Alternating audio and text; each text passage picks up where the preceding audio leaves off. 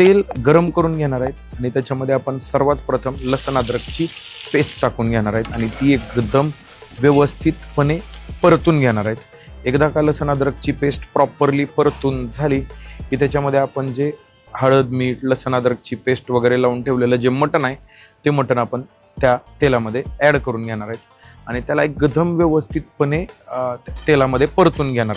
जोपर्यंत मटणचं स्वतःचं पाणी सुटत नाही तोपर्यंत आपण हे मिक्स करत राहणार आहेत। एकदा का मटणाला स्वतःचं पाणी सोडलं की आपण त्याला 10 मिनिटासाठी झाकून ठेवणार आहेत। प्रॉपरली आपण झाकून ठेवून त्याला दम दिला की त्याचे जे फ्लेवर आहेत बेसिक फ्लेवर ते कुठेही हलत नाहीत, ते त्या सूपमध्येच राहतात आणि एकदा थोडंसं पाणी चांगलं सुटलं की आपण झाकण काढून घेणार आणि त्याच्यामध्ये आपण जी इन हाऊस बनवतो तीच आपण जी स्वतः खोबरं आणून त्याची खोबऱ्याची पावडर बनवतो ती खोबऱ्याची पावडर आपण त्याच्यामध्ये ॲड करून घेणार आहे। एकदा का खोबऱ्याची पावडर आपण त्याच्यामध्ये ॲड केली की तिथून पुढे थोडीशी प्रोसेस फास्ट करावी लागते, कारण मटनला ड्रायनेस यायला चालू होतो।